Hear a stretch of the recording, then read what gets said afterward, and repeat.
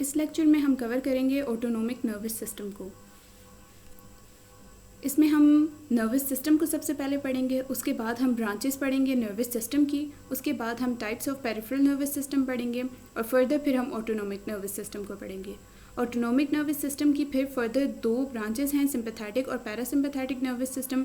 Sympathetic nervous system की हम further effects और उसके न्यूरोट्रांसमीटर्स के बारे में पढ़ेंगे और इसी तरह पैरासिम्पैथेटिक नर्वस सिस्टम की भी हम उसकी इफ़ेक्ट्स और न्यूरोट्रांसमीटर्स के बारे में पढ़ेंगे। अब ऑटोनोमिक नर्वस सिस्टम में फ़र्दर प्रोसीड करने से पहले हमें नर्वस सिस्टम का पता होना चाहिए। अब नर्वस सिस्टम है क्या? नर्वस सिस्टम जो है वो बेसिकली नेटवर्क होता है नर्व सेल्स का और फाइबर्स का, जो कि हेल्प करता है नर्व इम्पल्सेस ट्रांसफ़र करने में। हमारे डिफरेंट बॉडी पार्ट्स में ये नर्व इम्पल्सेस जो है वो प्रेजेंट होती हैं और इनके बीच में नर्व इम्पल्सेस ट्रांसफ़र करने का काम इन नर्व सेल्स और फाइबर्स का होता है। इस वजह से इस सारे नेटवर्क को हम नर्वस सिस्टम कहते हैं। अब नर्वस सिस्टम जो है उसकी फर्दर ब्रांचिंग जो है इस चार्ट में शो की गई है। नर्वस सिस्टम को हम दो ब्रांचेस में डिवाइड करते हैं, सेंट्रल नर्वस सिस्टम और peripheral nervous system. Central nervous system में फर्दर हमारे पास ब्रेन और स्पाइनल कॉर्ड आता है। ब्रेन हमारे पास क्या करता है? ये रिसीव करता है और प्रोसेस करता है सेंसरी इन्फॉर्मेशन को। उसके बाद ये हमारे पास रिस्पॉन्सेस शो करता है, मतलब जो सेंसरी इन्फॉर्मेशन इसको मिल रही है उसके ख़िलाफ़ फिर ये रिस्पॉन्स शो करता है। ये मेमोरीज़ को स्टोर करता है और हमारे पास थॉट्स और इमोशंस जनरेट करने का काम भी ब्रेन का होता है। उसके बाद फिर स्पाइनल कॉर्ड का क्या फंक्शन है? ये जो है ब्रेन से जो है सिग्नल्स को कंडक्ट करता है और इसके अलावा ये हमारे रिफ्लेक्स एक्टिविटीज़ को भी कंट्रोल कर रहा होता है। पेरिफेरल नर्वस सिस्टम जो है इसके अंदर हमारे पास मोटर न्यूरॉन्स आते हैं और सेंसरी न्यूरॉन्स आते हैं। मोटर न्यूरॉन्स का क्या फंक्शन होता है कि सेंट्रल नर्वस सिस्टम वो मोटर न्यूरॉन्स जो हैं इनके जो सेल बॉडीज़ होती हैं वो सेंट्रल नर्वस सिस्टम के अंदर प्रेजेंट होती हैं और ये जो है फिर सेंट्रल नर्वस सिस्टम से मसल्स और ग्लैंड्स की तरफ जा रही होती हैं। फिर इसी तरह सेंसरी न्यूरॉन्स का क्या फंक्शन होता है कि ये जो है हमारे पास जो सेंस ऑर्गन्स होते हैं, जो सेंसरी रिसेप्टर्स होते हैं, वहाँ से मैसेज को लेके जाते हैं सेंट्रल नर्वस सिस्टम की तरफ। फिर हमारे पास मोटर न्यूरॉन्स को फर्दर जो है उसकी बेसिस पे हमारे पास इसकी फर्दर दो टाइप्स आती हैं, सोमैटिक नर्वस सिस्टम और autonomic nervous system. Somatic nervous system हमारी बॉडी के अंदर जितने भी वॉलंटरी मूवमेंट्स होते हैं, फॉर एग्जांपल हमारे मसल्स का कॉन्ट्रैक्ट और रिलैक्स होना, वो सारा कुछ सोमैटिक नर्वस सिस्टम कंट्रोल कर रहा होता है। और ऑटोनोमिक नर्वस सिस्टम जो है हमारी जितनी भी इनवॉलंटरी रिस्पॉन्सेज होते हैं, फॉर एग्जांपल रिफ्लेक्स एक्शंस जो होते हैं, वो सारे ऑटोनोमिक नर्वस सिस्टम कंट्रोल कर रहा होता है। अब ऑटोनोमिक नर्वस सिस्टम की फर्दर ब्रांचिंग जब हम करते हैं तो वो हमारे पास सिंपैथेटिक और पैरासिम्पैथेटिक डिविजन्स में डिवाइड हो जाता है। सिंपैथेटिक डिविजन्स हमारे पास इमरजेंसी सिचुएशंस या ऐसी कोई भी सिचुएशंस जिसमें फ़ाइट और फ्लाइट की ज़रूरत हो, उसमें हमारे पास सिंपैथेटिक डिवीजन जो है वो अपना फंक्शन परफॉर्म कर रहा होता है। और पैरासिम्पैथेटिक डिवीजन में हमेशा हमारे पास रेस्ट और डाइजेस्ट, मतलब जब हमारी बॉडी रेस्टिंग पोजीशन पे हो उस वक्त हमारा पैरासिम्पैथेटिक डिवीजन जो है वो फंक्शनल होता है। अब हम बारी बारी जो है नर्वस सिस्टम की पहले ब्रांचिंग को पढ़ेंगे, सेंट्रल नर्वस सिस्टम और पेरिफेरल नर्वस सिस्टम। फिर पेरिफेरल नर्वस सिस्टम के अंदर फर्दर हम सोमैटिक और ऑटोनोमिक नर्वस सिस्टम को पढ़ेंगे और फिर ऑटोनोमिक नर्वस सिस्टम की फर्दर ब्रांचिंग सोमैटिक, सिंपैथेटिक और पैरासिम्पैथेटिक को फर्दर हम पढ़ेंगे। सबसे पहले हमारे पास नर्वस सिस्टम की जो ब्रांचेस हैं वो क्या हैं? हमारे पास पेरिफेरल नर्वस सिस्टम और सेंट्रल नर्वस सिस्टम। अब यहाँ पे जो है जितना भी पर्पल एरिया इसमें शो हो रहा है ये सारा हमारे पास सेंट्रल नर्वस सिस्टम है, जिसमें हमारे पास ब्रेन है और स्पाइनल कॉर्ड है। और पेरिफेरल नर्वस सिस्टम में हमारे पास जितना भी येलो रीजन है वो सारा हमारे पास पेरिफेरल नर्वस सिस्टम है, जिसमें हमारी नर्व्स और बाकी न्यूरॉन्स वगैरह शामिल हैं। अब फर्दर हमारे पास जो पेरिफेरल नर्वस सिस्टम है उसको फर्दर दो पार्ट्स में डिवाइड किया गया है, सोमैटिक नर्वस सिस्टम में और ऑटोनोमिक नर्वस सिस्टम में। अब हम इसका डिफरेंस देखते हैं सोमैटिक और ऑटोनोमिक नर्वस सिस्टम का। सोमैटिक नर्वस सिस्टम हमारे पास सारी वॉलेंट्री मूवमेंट्स जो होती हैं, मसल्स की मूवमेंट होगी, कुछ भी मूवमेंट होगी जो हम अपनी कॉन्शियसनेस में हम उसको परफॉर्म कर रहे हैं, वो हमारे पास सोमैटिक नर्वस सिस्टम में आता है। और ऑटोनोमिक नर्वस सिस्टम में उसमें इनवॉलेंट्री मूवमेंट्स होती हैं, मतलब बंदे का कोई भी उस पर कंट्रोल नहीं हो रहा होता। सोमैटिक नर्वस सिस्टम जो है वो बेसिकली स्केलेटल मसल्स में एक्टिव होती है, मतलब वो एक्ट करती है स्केलेटल मसल्स के ऊपर कि वो जो है अपना फंक्शन परफॉर्म करें। और ऑटोनोमिक नर्वस सिस्टम बेसिकली हमारे कार्डियक मसल्स जैसे कि हमारी हार्ट बीट जो कि इनवॉलेंट्री है, फिर smooth muscles, contraction and relaxation of blood vessels जो कि अगेन इनवॉलेंट्री एक्शन है, एंड ग्लैंड्स की सिक्रीशन जो है, ये सारी इनवॉलेंट्री मूवमेंट्स जो है वो ऑटोनोमिक नर्वस सिस्टम परफॉर्म कर रहा होता है। अब सोमैटिक नर्वस सिस्टम जो है इसके अंदर एक ही इफरेंट न्यूरॉन जो है वो प्रेजेंट होता है, जबकि हमारे पास ऑटोनोमिक नर्वस सिस्टम में हमारे पास 2 इफेक्टर न्यूरॉन्स प्रेजेंट होते हैं और एक गैंग्लिया प्रेजेंट होता है। सोमैटिक नर्वस सिस्टम में हमारे पास जो न्यूरोट्रांसमीटर होता है वो एसिटाइल कोलिन होता है, और ऑटोनोमिक नर्वस सिस्टम के अंदर हमारे पास एसिटाइल कोलिन के अलावा एपिनेफ्रीन और नॉर एपिनेफ्रीन भी एज ए न्यूरोट्रांसमीटर काम कर रहे होते हैं। फर्दर अब हम इनकी स्ट्रक्चरल डिफरेंसेस के बारे में बात करते हैं। सबसे पहले हमारे पास जो ऑटोनोमिक नर्वस सिस्टम है उसका बताया हुआ है, इसमें ये जो येलो पोर्शन है ये हमारे पास स्पाइनल कॉर्ड का हिस्सा है। अब हमारे पास जो सेल बॉडीज़ हैं जो ऑटोनोमिक नर्वस सिस्टम है बेसिकली उसमें हमारे पास 2 न्यूरॉन्स होते हैं। एक प्री गैंग्लियोनिक न्यूरॉन होता है जो कि माइलिनेटेड होता है, और एक पोस्ट गैंग्लियोनिक न्यूरॉन होता है जो कि हमारे पास अनमाइलिनेटेड होता है।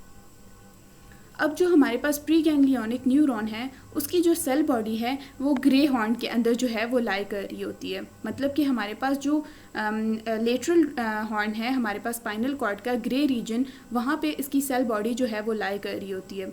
अब ये सेल बॉडी जो है वो स्पाइनल कॉर्ड से मूव करती है स्पाइनल नर्व के थ्रू, और स्पाइनल नर्व के थ्रू जो है वो एक गैंग्लियन के अंदर आ जाती है।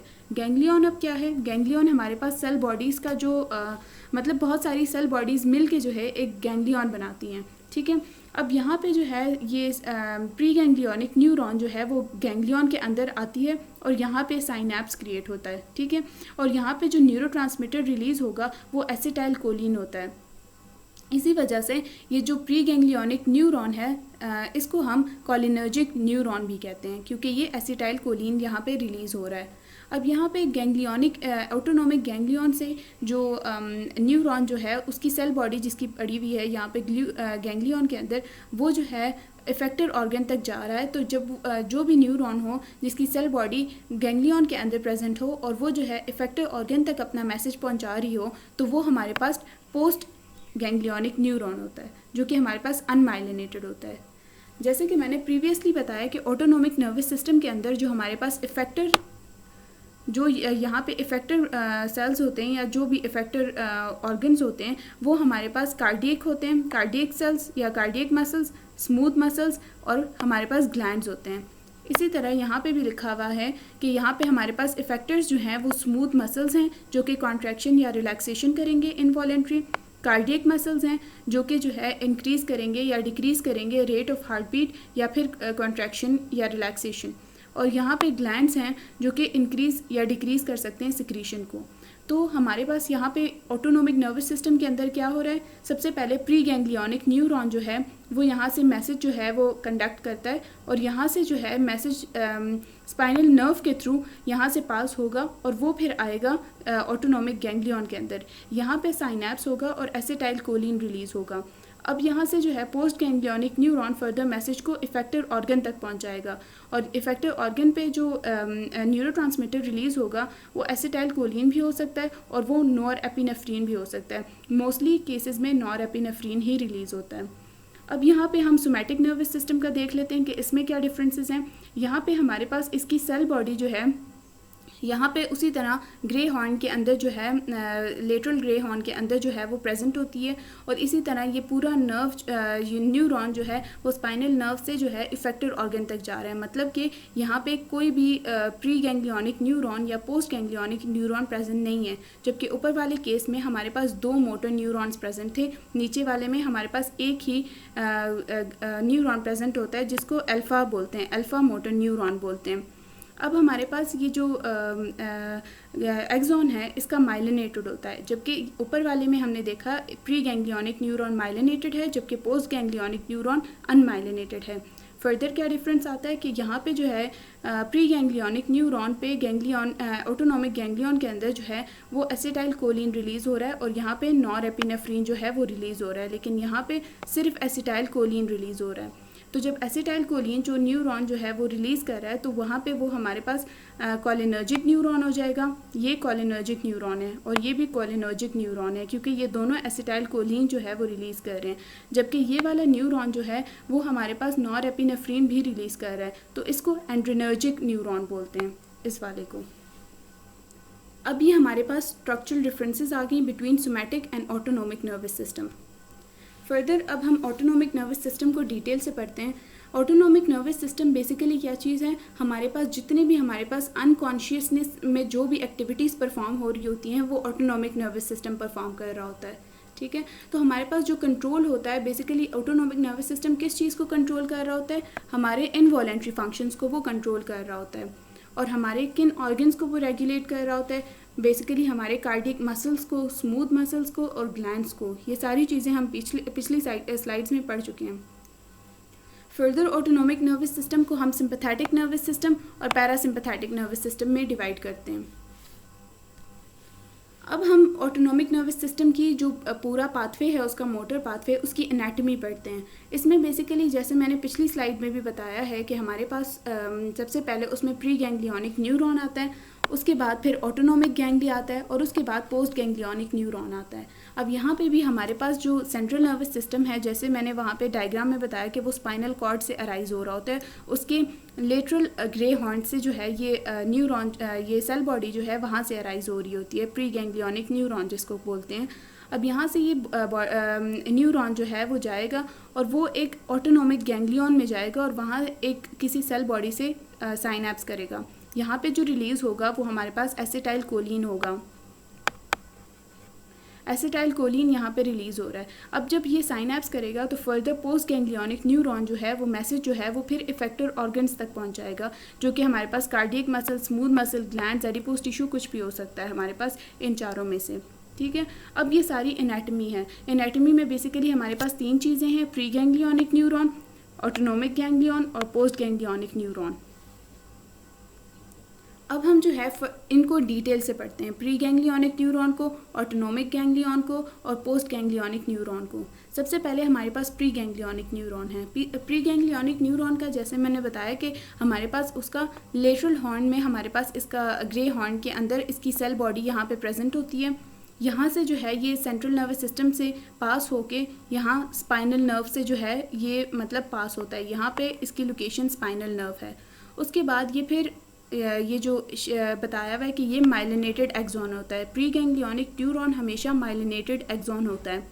प्री गैंग्लियोनिक एक्सॉन जो है वो फिर पास होता है from the central nervous system in the spinal और द क्रेनियल नर्व, और फिर ये स्पाइनल और क्रेनियल नर्व से जो है ये पास हो रहा होता है। फिर जो प्री गैंग्लियोनिक एक्सॉन जो है वो यहाँ पे टर्मिनेट हो रहा होता है यहाँ गैंग्लियन के अंदर।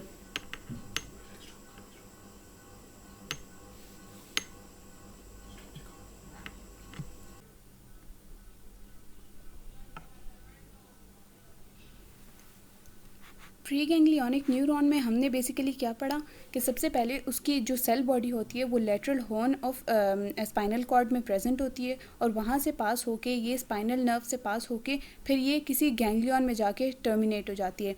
ये हमारे पास पूरा पोर्शन जो है ये एक गैंग्लियन है, ये भी हमारे पास एक गैंग्लियन है और ये भी गैंग्लियन है। ये सारे गैंग्लियन जो हैं आपस में लिंक्ड अप हुए हुए हैं, तो इसका मतलब है ये हमारे पास चेन गैंग्लियन है, इसको हम चेन गैंग्लियन कहते हैं। फिर हमारे पास जो है हम ऑटोनोमिक गैंग्लियन का पढ़ते हैं। इसमें हमारे पास जो है बहुत सारी गैंग्लियन, जैसे मैंने बताया इसमें बहुत सारी सेल बॉडीज़ जो होती हैं एक स्ट्रक्चर के अंदर जो है वो सारी कलेक्ट हुई भी होती हैं। तो इन सारी सेल बॉडीज़ के साथ प्री गैंग्लियोनिक न्यूरॉन जो है वो किसी भी सेल बॉडी के साथ आके जो है वो साइनैप्स कर सकता है। जैसे यहाँ पे हमने पढ़ा कि यहाँ से प्री गैंग्लियोनिक न्यूरॉन जो है वो यहाँ से पास हो रहा है और नीचे तक आएगा और फर्दर वो किधर जा रहा है, एक गैंग्लियन के अंदर जा रहा है। तो इसी तरह जो है ये प्री गैंग्लियोनिक न्यूरॉन आएगा और एक गैंग्लियन के अंदर जो है वो साइनैप्स करेगा। तो फर्स्ट पार्ट हमने प्री गैंग्लियोनिक न्यूरॉन का पढ़ा कि वो आ रहा है किधर से, स्पाइनल कॉर्ड से आ रहा है। अब हम पढ़ रहे हैं इस वाले पार्ट को, गैंग्लियन को। तो ये हमारे पास जो है ऑटोनोमिक गैंग्लियन है जहाँ पे बहुत सारी सेल बॉडीज़ प्रेजेंट हैं। यहाँ पे हमारे पास जो है ये प्री गैंग्लियोनिक न्यूरॉन जो है वो आ रहा है और प्री गैंग्लियोनिक न्यूरॉन यहाँ पे सेल बॉडीज़ जो प्रेजेंट हैं उनके साथ साइनैप्स कर रहा है। अब फर्दर जो थर्ड पार्ट है पोस्ट गैंग्लियोनिक न्यूरॉन का, उसमें क्या होगा कि जो पोस्ट गैंग्लियोनिक न्यूरॉन है उसकी सेल बॉडी हमेशा यहाँ पे ऑटोनोमिक गैंग्लियन के अंदर जो है वो लाई कर रही होती है। यहाँ पे हम देख सकते हैं ये हमारे पास सेल बॉडी है पोस्ट गैंग्लियोनिक न्यूरॉन की। यहाँ पे बहुत सारी और भी सेल बॉडीज़ प्रेजेंट हैं जो कि किसको रिप्रेजेंट कर रहा है, गैंग्लियन को, ऑटोनोमिक गैंग्लियन को। अब ये जो एक्सोन होता है इसका पोस्ट गैंग्लियोनिक न्यूरॉन का वो अनमाइलिनेटेड होता है। यहाँ पे ये इन्होंने इस लाइन से इसको रिप्रेजेंट किया हुआ है। फिर पोस्ट गैंग्लियोनिक एक्सोन जो है वो गैंग्लियन से पास होता है और फिर किसी भी इफेक्टिव ऑर्गन की तरफ जो है वो चला जाता है। वो मसल सेल्स भी हो सकते हैं, वो स्मूथ मसल सेल्स भी हो सकते हैं, कार्डियक मसल सेल्स भी हो सकते हैं और कोई ग्लैंड भी हो सकता है। तो यहाँ पे बेसिकली प्री गैंग्लियोनिक न्यूरॉन जो है वो स्पाइनल कॉर्ड से आएगा, स्पाइनल कॉर्ड से जो है वो फिर पास होगा स्पाइनल नर्व से और फाइनली एक गैंग्लियन के अंदर जो है वो आ जाएगा। गैंग्लियन में आने के बाद वो क्या करेगा, पोस्ट गैंग्लियोनिक न्यूरॉन के साथ जो है वो साइनैप्स करेगा, जिसके थ्रू एसिटाइल कोलिन जो है वो हमारे पास न्यूरोट्रांसमीटर है उसके थ्रू। अब एसिटाइल कोलिन के थ्रू जब मैसेज पास हो जाएगा तो पोस्ट गैंग्लियोनिक न्यूरॉन उस मैसेज को लेके जाएगा और फर्दर जो है किसी भी इफेक्टिव ऑर्गन के अंदर जो है उसको जो है ले जाएगा और वहाँ पे जो है कोई भी जो इम्पल्स होगी या जो भी हमारे पास रिस्पॉन्स होगा वो हमारे पास जनरेट हो जाएगा। ये बेसिकली हमने 3 पढ़े, pre ganglionic neuron, post autonomic ganglion और पोस्ट गैंग्लियोनिक न्यूरॉन। ये हमने बेसिकली एनाटॉमी पढ़ी किसकी, हमारे पास सिंपैथेटिक नर्वस सिस्टम की। अब हम इस स्लाइड के अंदर पढ़ेंगे कि कैसे जो है हमारे पास ऑटोनोमिक रिफ्लेक्स जो है वो काम कर रहा है, इनवॉलेंट्री एक्शन कैसे परफॉर्म होता है। सबसे पहले कोई भी स्टिमुलस जो है अगर जनरेट हो रहा है, फॉर एग्जांपल कोई भी स्टिमुलस हो सकता है जो कि फ्राइट और फ्लाइट के लिए रिस्पॉन्सिबल हो, वो स्टिमुलस जो है वो जनरेट होगा। स्टिमुलस के बाद हमारे पास जो सेंसरी रिसेप्टर्स होंगे, मतलब विसरा के अंदर हमारे स्किन के ऊपर जो भी रिसेप्टर्स होते हैं वो मैसेज को लेके जाएंगे यहाँ से और फर्दर जो है यहाँ से मैसेज जाएगा और further dorsal root of ganglion के थ्रू मैसेज जो है वो स्पाइनल कॉर्ड तक पहुँचेगा। अब स्पाइनल कॉर्ड के अंदर जो है इंटरन्यूरॉन भी यहाँ पे प्रेजेंट होता है इसके बीच में, तो इंटरन्यूरॉन के थ्रू ये अपना मैसेज जो है प्री गैंग्लियोनिक न्यूरॉन को देगा। अब प्री गैंग्लियोनिक न्यूरॉन जो है वो फर्दर जो है इस मैसेज को लेके जाएगा एक गैंग्लियन के अंदर, ऑटोनोमिक गैंग्लियन के अंदर। अगर ऑटोनोमिक गैंग्लियन के अंदर, अब ऑटोनोमिक गैंग्लियन के अंदर जो साइनैप्स होगा उसका पोस्ट गैंग्लियोनिक न्यूरॉन के साथ होगा। अब पोस्ट गैंग्लियोनिक न्यूरॉन जो है वो फर्दर इस मैसेज को इफेक्टिव ऑर्गन तक पहुंचाएगा। तो इसी तरह ये पूरा जो है रिस्पॉन्स जो है वो जनरेट हो जाएगा। अब यहाँ पे जो है ये सारा रिफ्लेक्स आर्क इसी तरह काम करता है कि स्टिमुलस जनरेट होगा सबसे पहले, फिर जो है हमारे पास जो स्पाइनल सेंसरी नर्व है वो हमारे पास जो है मैसेज लेके जाएगा from the dorsal root of ganglion और स्पाइनल कॉर्ड तक पहुँचेगा। अब स्पाइनल कॉर्ड में पहुंचने के बाद वो प्री गैंग्लियोनिक न्यूरॉन के साथ साइनैप्स करेगा और अपनी इन्फॉर्मेशन उसके अंदर ट्रांसफ़र कर देगा। अब आफ्टर इंटरप्रेट जो ब्रेन ने जो इंटरप्रेट किया है यहाँ पे, जो भी मतलब उसने मैसेज देना है कि इफेक्टिव ऑर्गन जो काम परफॉर्म करेगा, वो प्री गैंग्लियोनिक न्यूरॉन फर्दर जो है वो किसी गैंग्लियन के अंदर लेके जाएगा। अब गैंग्लियन के अंदर जो पोस्ट गैंग्लियोनिक न्यूरॉन की सेल बॉडी प्रेजेंट है वो जो है इस मैसेज को फर्दर जो है वो किसी इफेक्टिव ऑर्गन, मसल्स भी हो सकते हैं, स्मूथ मसल्स या फिर कोई भी कार्डियक मसल्स हो सकते हैं या कोई भी ग्लैंड की सिक्रीशन हो सकती है, उस तक पहुंचाएगा और एज अ रिज़ल्ट वो चीज़ें जो हैं फिर काम करेंगी और इसी तरह पूरा इनवॉलेंट्री जो एक्शन है वो अपना काम परफॉर्म कर रहा होता है। फिर हम पढ़ेंगे ग्रुप्स ऑफ ऑटोनोमिक गैंग्लिया को, कि हमारे पास जो डिफरेंट ग्रुप्स होते हैं ऑटोनोमिक गैंग्लिया के वो कौन कौन से होते हैं और क्या क्या फंक्शन होता है उनका। अब जो जैसे मैंने गैंग्लिया का बताया, सबसे पहले यहाँ पे डेफिनेशन लिखी हुई है कि गैंग्लिया क्या चीज़ है। ग्रुप ऑफ सेल बॉडीज़ को हम गैंग्लिया बोलते हैं, ठीक है। हमारे डिफरेंट बॉडी पार्ट्स के अंदर जो है प्रेजेंट होती है और ये हमारे पास 2 तरह की होती है। एक सिंपैथेटिक गैंग्लिया होती है जिसको सिंपैथेटिक डिवीजन भी हम कह सकते हैं, और एक हमारे पास पैरासिम्पैथेटिक गैंग्लिया भी होती है जिसको हम पैरासिम्पैथेटिक डिवीजन भी कहते हैं। फिर हमारे पास जो सिंपैथेटिक गैंग्लिया है उसकी फर्दर 2 टाइप्स हैं।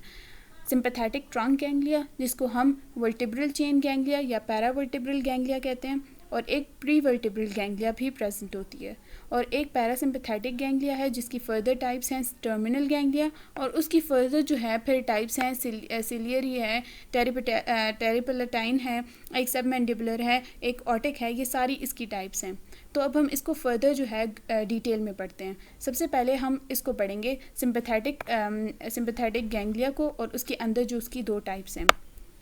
सबसे पहले सिंपैथेटिक गैंग्लिया है, उसकी पहली टाइप कौन सी है, सिंपैथेटिक ट्रंक गैंग्लिया।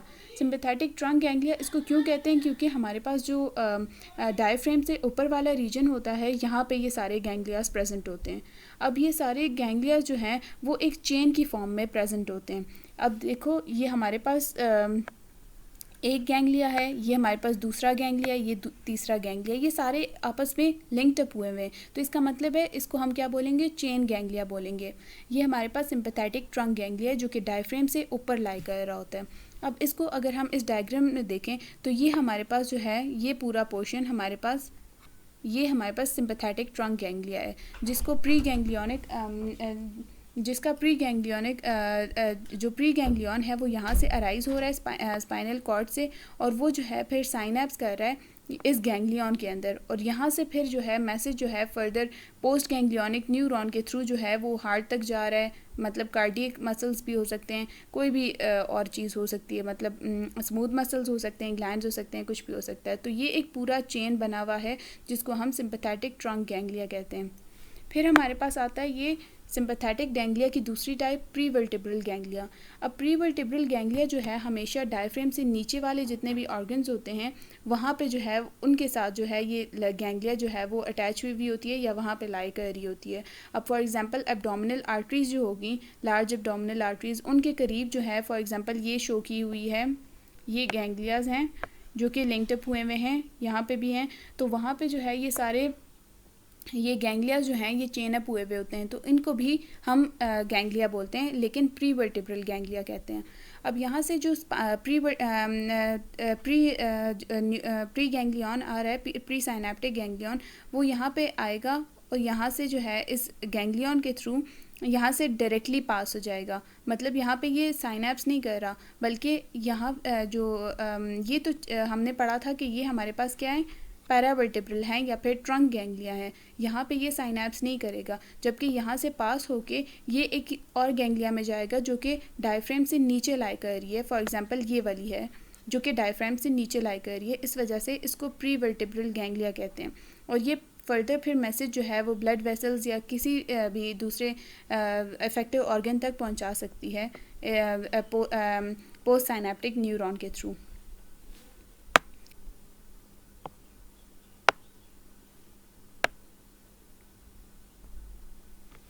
अब हम इस स्लाइड में पढ़ेंगे कि हमारे पास जो साइनेप्टिक चेन गैंग्लिया है वो कैसे अपना काम परफॉर्म कर रहा होता है, और जो प्री गैंग्लियोनिक न्यूरॉन है या पोस्ट गैंग्लियोनिक न्यूरॉन है वो कैसे जो है पूरे जो चेन गैंग्लिया है उसके थ्रू मूव कर रहे होते हैं। अब ये जो हमारे पास ये स्पाइनल कॉर्ड है, स्पाइनल कॉर्ड का ये वाला रीजन जो है वो लेटरल हॉर्न है, lateral horn of spinal cord या लेटरल हॉर्न ऑफ इसको ग्रे मैटर भी बोल सकते हैं। यहाँ से जो है हमारे पास ये जो सेल बॉडीज़ हैं प्री गैंग्लियोनिक न्यूरॉन की, वो यहाँ से पास होंगी और फिर जो है वेंट्रल रूट से स्पाइनल कॉर्ड के निकलेंगी और फिर फर्दर जो है स्पाइनल नर्व के थ्रू जो है वो बाहर आएंगी। अब यहाँ पे जो है ये वाला पोर्शन जो है ये देखें, दो पाइप सी बनी हुई है, एक ये है और एक ये है, दो पाइप बनी हुई है। ये जो पहली है इसको हम जो है वाइट मैटर बोलते हैं, वाइट रेमाई ऑफ कम्युनिकेंस बोलते हैं। इसको वाइट रेमाई ऑफ कम्युनिकेंस इस वजह से बोलते हैं क्योंकि ये जो प्री गैंग्लियोनिक न्यूरॉन है वो हमारे पास माइलिनेटेड होता है, जिसकी वजह से ये वाइट नज़र आता है, इस वजह से इसको वाइट रेमाई ऑफ कम्युनिकेंस बोलते हैं। और ये जो दूसरा है ये वाला पोर्शन, इसको हम ग्रे बोलते हैं क्योंकि यहाँ से जो पोस्ट गैंग्लियोनिक न्यूरॉन है वो बाहर की तरफ निकल रहा होता है स्पाइनल नर्व के थ्रू, यहाँ से बाहर निकलेगा और स्पाइनल नर्व के थ्रू बाहर की तरफ आएगा। इसको ग्रे इस वजह से बोलते हैं क्योंकि ये अनमाइलिनेटेड होता है, इस वजह से ये ग्रे दिखाई दे रहा होता है। अब जो हमारे पास यहाँ से हमारे पास जो प्री गैंग्लियोनिक न्यूरॉन अंदर आई है वाइट रेमाई ऑफ कम्युनिकेंस के थ्रू, तो यहाँ पे इसने साइनैप्स किया है पोस्ट गैंग्लियोनिक न्यूरॉन के साथ। इसी गैंग्लियन के अंदर जो है हमारे पास इसने साइनैप्स किए। ये इसका पहला पार्ट हो गया कि ये साइनैप्स करेगा एक गैंग्लिया के अंदर, उसी गैंग्लिया के अंदर जहाँ से ये एंटर हुआ है वाइट रेमाई ऑफ कम्युनिकेंस के थ्रू। तो अब ये जो साइनैप्स पोस्ट गैंग्लियोनिक न्यूरॉन है ये ग्रे रेमाई ऑफ कम्युनिकेंस से बाहर निकलेगा और स्पाइनल नर्व के थ्रू किसी भी इफेक्टिव ऑर्गन के अंदर, कोई भी स्वेट ग्लैंड है या कोई भी ब्लड वेसल है उसके अंदर चला जाएगा।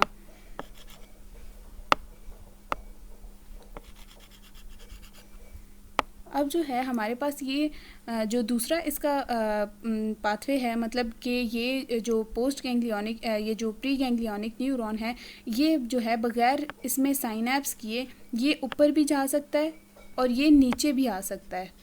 अब फॉर एग्जांपल ये ऊपर जा रहा है दूसरे गैंग्लिया, मतलब इसने इस लेवल को छोड़ दिया और ये दूसरे लेवल ऑफ गैंग्लिया के अंदर चला गया, इस गैंग्लिया के अंदर आ गया। तो यहाँ से ये साइनैप्स करेगा पोस्ट गैंग्लियोनिक न्यूरॉन के साथ और फर्दर किसी इफेक्टर, कोई भी स्लाइवरी हो सकती है, स्लाइवरी ग्लैंड, कोई लंग, कोई हार्ट, कुछ भी हो सकता है, वहाँ पे जाके ये अपना रिस्पांस शो करेगा। और या ये नीचे भी आ सकता है, यहाँ पे इस गैंग्लिया के अंदर भी अपना इफेक्ट शो कर सकता है, मतलब साइनैप्स कर सकता है पोस्ट गैंग्लियोनिक न्यूरॉन के थ्रू। तो ये ये एक पाथवे ये हो गया और दूसरा पाथवे जो है वो ये दो हो गए, मतलब कि 2 पाथवेज हो गए जिसके थ्रू प्री गैंग्लियोनिक न्यूरॉन जो है वो पोस्ट गैंग्लियोनिक न्यूरॉन के साथ जो है वो चेन गैंग्लिया के अंदर साइनैप्स करती है।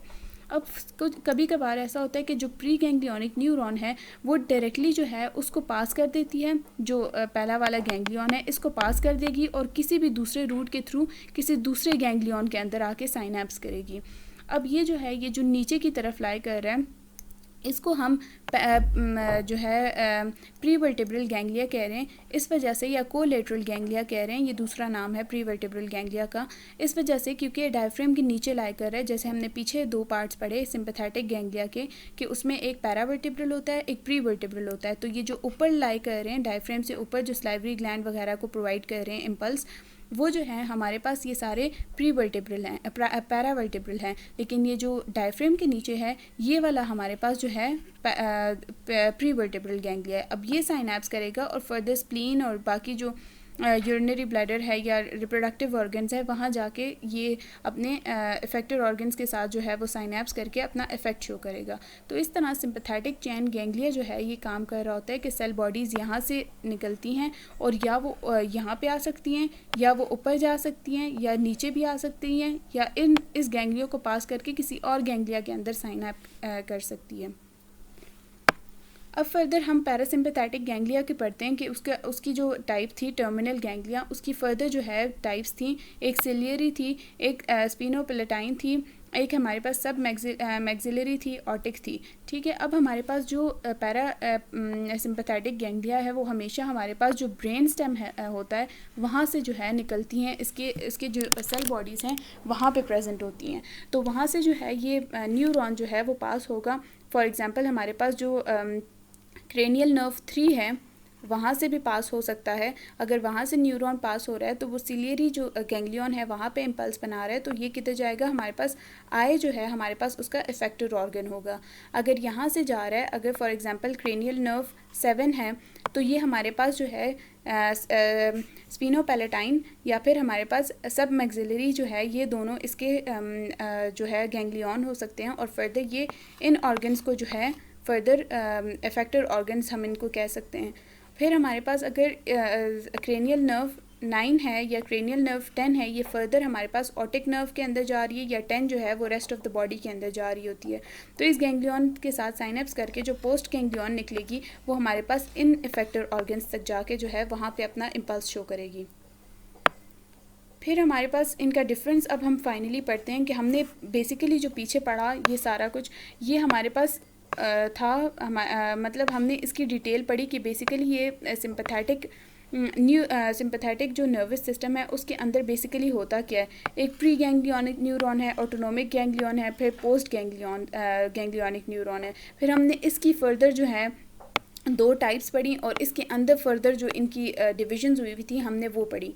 अब जब इसका कॉन्सेप्ट हमारा क्लियर हो गया, अब हम इजीली जो है सिंपैथेटिक और पैरासिम्पैथेटिक नर्वस सिस्टम को डिफ्रेंशिएट कर सकते हैं। उनके बीच में मतलब जो न्यूरॉन्स जो पास हो रही हैं वो हम इजीली हम उनको स्टडी कर सकते हैं। अब जो सिंपैथेटिक नर्वस सिस्टम है और पैरासिम्पैथेटिक नर्वस सिस्टम है, अब इनका डिफरेंस क्या है। सबसे पहले हम सिंपैथेटिक नर्वस सिस्टम में क्या होता है कि हमारे पास ये स्ट्रेसफुल कंडीशंस में हमारे पास ये फंक्शन परफॉर्म कर रही होती है, फाइट और फ्लाइट रिस्पॉन्सेस शो कर रही होती है। और पैरासिम्पैथेटिक में हमारे पास जब हमारी बॉडी रेस्ट कंडीशंस में हो तब हमारे पास ये फंक्शन परफॉर्म कर रही होती है। फिर फाइट और फ्लाइट रिस्पॉन्स हम इसको कह सकते हैं, और रेस्ट और डाइजेस्ट हम पैरासिम्पैथेटिक को कह सकते हैं। फिर हमारे पास जो सिंपैथेटिक नर्वस सिस्टम है वो हमारे पास इंटेंस स्केलेटल एक्टिविटी के लिए बॉडी को प्रिपेयर कर रही होती है। और जो पैरासिम्पैथेटिक है, जो हमारे पास सिंपैथेटिक नर्वस सिस्टम के अंदर जो एक्टिविटीज़ हुई हैं उनको काउंटर बैलेंस करने के लिए, मतलब बॉडी को नॉर्मल कंडीशंस में ले आने के लिए हमारे पास जो पैरासिम्पैथेटिक नर्वस सिस्टम है वो अपना काम परफॉर्म कर रहा होता है। अब हम इनकी डिटेल पढ़ते हैं कि सिंपैथेटिक नर्वस सिस्टम के अंदर क्या हो रहा होता है। सिंपैथेटिक नर्वस सिस्टम को हम थोरैको-लंबर सिस्टम भी बोलते हैं, और इसमें हमारे पास बॉडी जो है स्ट्रेसफुल सिचुएशंस के अंदर जो फाइट और फ्लाइट रिस्पॉन्सेज होती हैं वो शो कर रही होती हैं। इनका फंक्शन क्या होता है, क्विक रिस्पॉन्सेज जब चाहिए होती हैं, मतलब एक्शंस रिक्वायरिंग क्विक रिस्पॉन्सेज, वो उस टाइम पे हमारी बॉडी जो है सिंपैथेटिक नर्वस सिस्टम से काम लेती है और वो जो है क्विक रिस्पॉन्सेज शो कर रही होती हैं फाइट और फ्लाइट सिचुएशन में। फिर हमारे पास थोरैको-लंबर डिवीजन इसको बोलते हैं। हम नेक्स्ट स्लाइड में पढ़ेंगे कि इसको थोरैको-लंबर डिवीजन क्यों बोलते हैं। फिर हमारे पास जो इसका सिग्नल पाथवे है उसमें प्री गैंग्लियोनिक न्यूरॉन होता है और एक पोस्ट गैंग्लियोनिक न्यूरॉन होता है, जो कि हम पीछे पढ़ चुके हैं कि सिंपैथेटिक नर्वस सिस्टम के अंदर जो है वो हमारे पास प्री गैंग्लियोनिक न्यूरॉन होता है, उसके बाद हमारे पास पोस्ट गैंग्लियोनिक न्यूरॉन होता है। यहाँ पे जो हमारे पास सिंपैथेटिक न्यूरॉन है, सिंपैथेटिक प्री गैंग्लियोनिक न्यूरॉन है, वो हमारे पास शॉर्ट होता है, और जो पोस्ट गैंग्लियोनिक न्यूरॉन है वो हमारे पास लॉन्ग होता है। अब हम फर्दर पढ़ेंगे कि हम इसको थोरैको-लंबर डिवीजन क्यों बोलते हैं। अब हमारे पास जो सिंपैथेटिक नर्वस सिस्टम के जो न्यूरॉन्स हैं वो बेसिकली थोरैसिक नर्व्स होते हैं, मतलब यहाँ पे इनकी सेल बॉडीज़ प्रेजेंट होती हैं, और या लंबर जो नर्व्स होते हैं ना, मतलब लंबर रीजन्स के अंदर जो है इनकी सेल बॉडीज़ प्रेजेंट होती हैं। थोरैसिक नर्व्स जो है 1 से लेकर 12 तक जो है वो थोरैसिक रीजन प्रेजेंट होता है, और फिर लंबर जो है वो 1-2 लंबर नर्व्स जो हैं इनके अंदर प्रेजेंट होती हैं। यहाँ पे इनकी सेल बॉडीज़ सारी प्रेजेंट होती हैं। जैसे हमने पीछे जो है वो पढ़ा था कि ये जो यहाँ से ये स्पाइनल कॉर्ड है, यहाँ पे ये एक फॉर एग्जांपल ये T1 है, इसी तरह T2 भी होगा, इसी तरह ये हमारे पास T1 है, यहाँ पे नीचे इसके T2 होगा, यहाँ पे नीचे T3 होगा, इसी तरह T1 से लेकर T12 तक जो है हमारे पास इसी तरह के स्ट्रक्चर्स होते हैं। और फिर जो है लंबर भी इसी तरह का स्ट्रक्चर होता है, क्योंकि ये पूरा स्पाइनल कॉर्ड एक ही तरह का बना हुआ होता है। अब जो है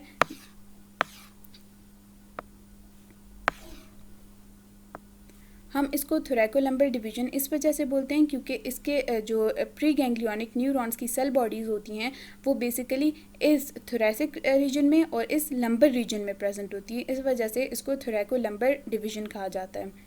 अब यहाँ पे देखें, ये थोरैको-लंबर आउटफ्लो इसको कह रहे हैं क्योंकि यहाँ से इसकी प्री गैंग्लियोनिक फाइबर्स जो हैं यहाँ से ओरिजिनेट हो रही हैं। फर्दर ये चेन गैंग्लिया के अंदर जो है साइनेप्स कर रही हैं, और फर्दर पोस्ट गैंग्लियोनिक न्यूरॉन जो है वो इफेक्टिव ऑर्गन के अंदर जाके वो मतलब अपना रिस्पांस शो कर रही है। तो ये हमारे पास जो है शॉर्ट हैं और ये हमारे पास लॉन्ग है। प्री गैंग्लियोनिक न्यूरॉन्स शॉर्ट होती हैं, पोस्ट गैंग्लियोनिक न्यूरॉन्स लॉन्ग होती हैं, और ये थोरैसिक आउटफ्लो इस वजह से क्योंकि यहाँ से ये ओरिजिनेट हो रहा है। अब इसके इफ़ेक्ट्स क्या हैं सिंपैथेटिक नर्वस सिस्टम के। इसके इफ़ेक्ट्स जो हैं वो कार्डियोवैस्कुलर सिस्टम पे भी हैं, रिस्पायरेटरी सिस्टम पे भी अपना इफेक्ट शो करता है, डाइजेस्टिव और यूरिनरी सिस्टम पे भी और आई पे भी अपना इफेक्ट ये शो कर रहा होता है। अब इनके इफ़ेक्ट्स किस तरह शो होते हैं वो पढ़ेंगे। सिंपैथेटिक में हमारे पास सबसे पहले जो है अगर फ़ाइट और फ्लाइट रिस्पॉन्स है, मतलब हमारे पास जो है हमने या तो फ़ाइट करनी है या फ़्लाइट करनी है। हम एग्जाम्पल ले लेते हैं कि हमारे पीछे फॉर एग्ज़ाम्पल कुत्ता लग गया है, तो हम क्या करेंगे, हम सिंपैथेटिक नर्वस सिस्टम को इस एग्जांपल से एक्सप्लेन करेंगे। अब सबसे पहले हमने या तो फ़ाइट करनी है या फ़्लाइट, मतलब हमने भागना है या फिर उस कुत्ते के साथ हमने फ़ाइट करनी है। तो हम क्या करेंगे, सबसे पहले हम प्यूपल जो है मतलब हमारा डायलेट हो जाता है, क्योंकि अगर हम भाग रहे हैं तो हमें ज़्यादा से ज़्यादा एरिया नज़र आना चाहिए ताकि हम जो है वहाँ से भाग सकें। फिर हमारे पास जो हार्ट है उसकी बीटिंग जो है वो बहुत ज़्यादा तेज़ हो जाती है फ़ाइट और फ्लाइट केस में, क्योंकि जितनी ज़्यादा मतलब हम ऑक्सीजन लेके जा रहे हैं तो उतना ज़्यादा मतलब हमारा हार्ट बीट भी तेज़ हो रहा होता है। एयरवेज जो है वो डायलेट हो जाते हैं, ब्रोंक्यूल्स हमारे पास जो है वो ब्रोंकियल ट्यूब्यूल्स जो होते हैं वो हमारे पास डायलेट हो जाते हैं ताकि ज़्यादा ऑक्सीजन अंदर जाए और ज़्यादा कार्बन डाइऑक्साइड हम एक्सहेल कर सकें। स्वेट ग्लैंड जो है उनकी सिक्रीशन स्टार्ट हो जाती है, क्योंकि जब हम भाग रहे होते हैं तो हमारी मस्कुलर एक्टिविटी ज़्यादा हो जाती है, टेम्परेचर इंक्रीज़ हो जाता है बॉडी का, तो स्वेट ग्लैंड्स भी उनकी सिक्रीशन स्टिमुलेट हो जाती है। लिवर जो है वो ग्लूकोनियोजेनेसिस का प्रोसेस स्टार्ट कर देता है, मतलब ग्लूकोज की प्रोडक्शन स्टार्ट कर देता है फ्रॉम ग्लाइकोजन। फिर डाइजेस्टिव सिस्टम में क्या होता है, उसकी एक्टिविटी कम हो जाती है, क्योंकि उस वक्त हमें ये नहीं होता कि हम फूड डाइजेस्ट करें, उस वक्त हमने भागना है, हमारी मस्कुलर एक्टिविटी स्केलेटल एक्टिविटी जो है वो ज़्यादा होनी चाहिए। तो हमारे पास जो डाइजेस्टिव सिस्टम है उसकी एक्टिविटी जो है वो डिक्रीज़ हो जाती है। फिर एड्रीनल ग्लैंड्स जो हैं वो क्या करते हैं, उनकी जो प्रोडक्शन है वो एड्रेनलिन की प्रोडक्शन जो है वो ज़्यादा हो जाती है, क्योंकि मोस्टली एक्साइटेशन में या कोई शॉक हो जाए या कुछ भी हो तो हमारे पास एड्रेनलिन का रिलीज़ जो है वो ज़्यादा हो जाता है। तो एड्रीनल ग्लैंड्स ज़्यादा से ज़्यादा एड्रेनलिन रिलीज़ करेंगे। फिर हमारे पास यूट्रस में क्या होता है, वजाइनल कंट्रैक्शन हो जाती है, और यूरिनरी सिस्टम जो है इसमें बेसिकली ब्लैडर जो है वो रिलैक्स हो जाता है। तो ये सारे जो है ये सारा ये पोर्शन जो है वो हमारे पास थोरेसिक और लंबर रीजन का है। तो यहाँ से जो है वो न्यूरॉन्स ओरिजिनेट कर रहे हैं, फिर पोस्ट गैंग्लियोनिक के साथ जो है यहाँ पे साइनेप्स कर रहे हैं यहाँ पे, और यहाँ पे साइनेप्स करने के बाद पोस्ट गैंग्लियोनिक न्यूरॉन यहाँ से जाके डिफरेंट इफेक्टेड ऑर्गन्स पे जो है अपना मैसेज पहुँचा रहे हैं, और वो इफेक्टेड ऑर्गन्स अपना फंक्शन परफॉर्म कर रहे हैं। अब फर्दर हम पढ़ेंगे न्यूरोट्रांसमीटर्स के बारे में कि सिंपैथेटिक नर्वस सिस्टम के बारे में के अंदर हमारे कौन से न्यूरोट्रांसमीटर्स हैं। सबसे पहले जो थोरेसिक और लंबर रीजन है सिंपैथेटिक नर्वस सिस्टम का, वहाँ से प्री गैंग्लियोनिक न्यूरॉन जो है वो अराइज हो रही है। फर्दर उसने गैंग्लियन के अंदर जो है वो अपना साइनेप्स करना है। तो यहाँ पे कौन सा रिलीज़ होगा न्यूरोट्रांसमीटर, एसिटाइलकोलिन। इस वजह से हम इसको क्या कहते हैं, कोलिनर्जिक न्यूरॉन। फिर यहाँ से जो है पोस्ट गैंग्लियोनिक न्यूरॉन के थ्रू ये मैसेज इफेक्टर ऑर्गन के थ्रू इफेक्टर ऑर्गन तक पहुंचेगा। अब पोस्ट गैंग्लियोनिक न्यूरॉन जो है ये नॉरएपिनेफ्रिन रिलीज़ कर रहा है, तो इस वजह से हम इसको एड्रेनर्जिक न्यूरॉन कहते हैं। लेकिन एड्रीनल मेड्यूला के केस में हमारे पास जो न्यूरॉन होता है वो प्री और पोस्ट में डिवाइड नहीं हुआ होता, बल्कि एक ही लंबा न्यूरॉन होता है जो कि थोरेसिक रीजन से ओरिजिनेट होता है, और वो इफेक्टेड ऑर्गन तक पहुंचता है एड्रीनल मेड्यूला तक, और फर्दर एड्रीनल मेड्यूला जो है वो एपिनेफ्रिन या फिर नॉर एपिनेफ्रिन ब्लड के अंदर रिलीज़ कर देते हैं। फिर हमने पढ़ना है पैरासिम्पैथेटिक नर्वस सिस्टम। अब पैरासिम्पैथेटिक नर्वस सिस्टम वो पेरिफेरल नर्वस सिस्टम का पार्ट है जो कि रेस्ट या डाइजेस्ट रिस्पांस शो कर रहा होता है। मतलब जब हमारी बॉडी रेस्टिंग कंडीशन में हो तो उस वक्त जो है हमारी बॉडी कैसे रिस्पॉन्ड कर रही होती है, तो वो सारा कुछ जो है वो हम पैरासिम्पैथेटिक नर्वस सिस्टम के अंदर पढ़ेंगे। इसमें क्या होता है, ये इसमें हमारे पास जो है क्विक रिस्पॉन्सेज नहीं चाहिए होते हैं, बस क्योंकि बॉडी रिलैक्स कंडीशन में होती है, उसको कोई भी डेंजर या कोई भी एक्साइटेशन नहीं हो रही होती, तो इस वजह से हमारी बॉडी बिल्कुल रिलैक्स होती है। तो उस वक्त जो क्विक रिस्पॉन्सेज हमें नहीं चाहिए होते हैं तो वो हमारे पास पैरासिम्पैथेटिक नर्वस सिस्टम के अंदर आता है। इसको कार्नियो सैक्रल डिवीजन कहते हैं। अब इसको कार्नियो सैक्रल डिवीजन क्यों कहते हैं, क्योंकि हमारे पास जो ब्रेन स्टेम है यहाँ पे क्रेनियल नर्व्स होती हैं। यहाँ क्रेनियल नर्व्स जो हैं वो ओरिजिनेट हो रही होती हैं, और वो फिर आगे जाके जो है वो पोस्ट गैंग्लियोनिक न्यूरॉन्स के साथ जो है वो साइनेप्स करती हैं। मतलब ये बेसिकली क्रेनियल रीजन से ओरिजिनेट हो रही हैं प्री गैंग्लियोनिक न्यूरॉन, और यहाँ से सैक्रल रीजन से। तो पैरासिम्पैथेटिक नर्वस सिस्टम की जो न्यूरॉन्स हैं वो क्रेनियल रीजन से मतलब ब्रेन स्टेम से, और हमारे पास सैक्रल रीजन से S2 से लेकर S4 तक जो है वो सारी जो है वो ओरिजिनेट हो रही होती हैं प्री गैंग्लियोनिक न्यूरॉन। और यहाँ पे हमारे पास जो क्रेनियल है वो क्रेनियल नर्व 3 इन्वॉल्व है, 7 इन्वॉल्व है, 9 इन्वॉल्व है और 10 इन्वॉल्व है, और यहाँ पे S2, S3 और S4 इन्वॉल्व हैं, जो कि आगे जो है वो गैंग्लियन के साथ जो है वो साइनेप्स करती हैं, और गैंग्लियन से फर्दर पोस्ट साइनेप्टिक न्यूरॉन अपना मैसेज लेके जाते हैं किसी भी अफेक्टेड ऑर्गन तक। अब फर्दर जो है यही पढ़ा हमने कि इसको क्रेनियो सैक्रल डिवीजन भी कहते हैं, क्योंकि इसमें क्रेनियल नर्व्स और सैक्रल नर्व्स इन्वॉल्व होती हैं, और इसको क्रेनियल आउटफ्लो या सैक्रल आउटफ्लो भी बोलते हैं। इसी तरह यहाँ पे जो पैरासिम्पैथेटिक गैंग्लियन है वो हमारे पास लंबा होता है, प्री सिंपैथेटिक न्यूरॉन जो है वो हमारे पास लंबा होता है, और जो पोस्ट सिंपैथेटिक न्यूरॉन है वो हमारे पास छोटा होता है, जो कि डिफरेंस है between sympathetic and parasympathetic neurons. इस डायग्राम में भी यहाँ पे शो हो रहा है कि यहाँ पे जो है हमारे पास जो प्री सिंपैथेटिक न्यूरॉन है वो काफ़ी लंबा है, और ये जो पोस्ट सिंपैथेटिक न्यूरॉन है वो काफ़ी छोटा है, इफेक्टर के ऑर्गन के बिल्कुल करीब करीब ये प्रेजेंट होता है। फिर इफ़ेक्ट्स जो हैं वो पैरासिम्पैथेटिक नर्वस सिस्टम के क्या है कि ये कार्डियोवैस्कुलर सिस्टम पे भी वर्क करता है, रिस्पायरेटरी सिस्टम को उस पर भी काम कर रहा होता है, आई में भी, और डाइजेस्टिव और यूरिनरी सिस्टम में भी अपना फंक्शन परफॉर्म कर रहा होता है। अब इसके फंक्शंस हम डिटेल में पढ़ लेते हैं कि फॉर एग्जांपल हमारी बॉडी बिल्कुल रिलैक्स्ड कंडीशन में है, फॉर एग्जांपल हम टीवी देख रहे हैं तो हम उस एग्जांपल से इन इफ़ेक्ट्स को स्टडी करते हैं।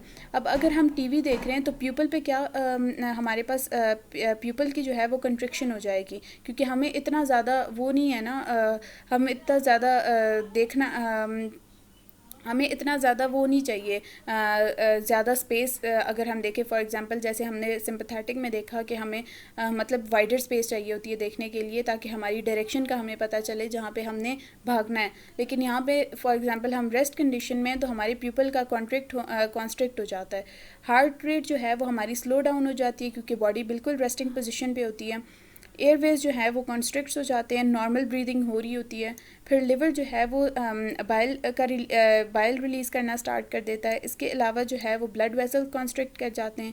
डाइजेस्टिव सिस्टम जो है वो स्टिमुलेट कर देता है अपनी एक्टिविटी को, क्योंकि उस वक्त बॉडी रेस्ट कर रही होती है और अगर हमने खाना खाया हुआ होगा तो वो डाइजेस्ट हो रहा होगा।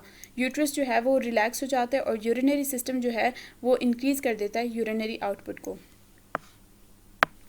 न्यूरोट्रांसमीटर्स अब हमारे पास क्या हैं, इसमें हमारे पास न्यूरोट्रांसमीटर्स जो हैं, इसमें जो प्री सिंपैथेटिक न्यूरॉन है वो जो है एसिटाइल कोलिन रिलीज़ कर रहा होता है, तो इस वजह से इसको क्या कहेंगे, कोलिनर्जिक न्यूरॉन कहते हैं। और इसी तरह जो पोस्ट सिंपैथेटिक न्यूरॉन है वो भी एसिटाइल कोलिन ही रिलीज़ कर रहा होता है। तो इस वजह से दोनों केसेस में हम दोनों न्यूरॉन्स को, प्री को भी और पोस्ट को भी, हम कोलिनर्जिक न्यूरॉन्स कहते हैं।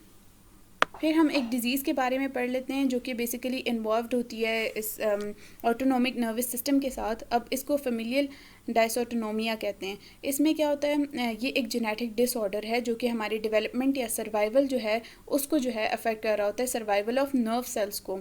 कुछ नर्व्स जो हैं उनकी सर्वाइवल को ये बेसिकली अफेक्ट कर रहा होता है, या उनकी डेवलपमेंट ग्रोथ को वो अफेक्ट कर रहा होता है। इसमें बेसिकली वो सेल्स इन्वॉल्व होते हैं जो कि ऑटोनोमिक नर्वस सिस्टम में इन्वॉल्व होते हैं, मतलब वो नर्व सेल्स जो कि ऑटोनोमिक नर्वस सिस्टम के अंदर प्रेजेंट होते हैं, उनके अंदर कोई डिसऑर्डर आ जाता है। इस वजह से बंदे को ये फेमिलियल डायसऑटोनोमिया हो जाता है। ये हमारे पास सेंसरी नर्वस सिस्टम को अफेक्ट कर रहा होता है, और इसमें इसको हेरिडिटरी सेंसरी या फिर ऑटोनोमिक न्यूरोपैथी भी बोलते हैं, टाइप 3।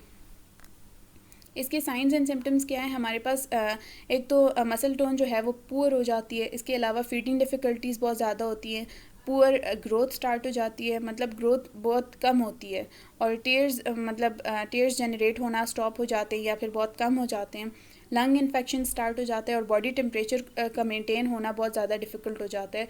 और जो बच्चे होते हैं मोस्टली वो अपना जो है सांस रोक लेते हैं बहुत टाइम के लिए, जिसकी वजह से उनके जो लिप्स होते हैं वो भी ब्लू हो जाते हैं, और ये अर्ली सिम्टम्स है। जबकि लेटर लाइफ में क्या होता है, वॉकिंग या स्पीच डिफ़िकल्टी स्टार्ट हो जाती है, लेकिन कुछ लोगों में जो है ये साइंस और सिम्टम्स जो हैं वो शो नहीं होते। इसके अलावा हम पढ़ेंगे कि क्यों होता है, ये डिज़ीज़ क्यों होती है। म्यूटेशन जब ELP1 जीन पे होती है तो तब ये डिज़ीज़ जो है वो कॉज हो जाती है।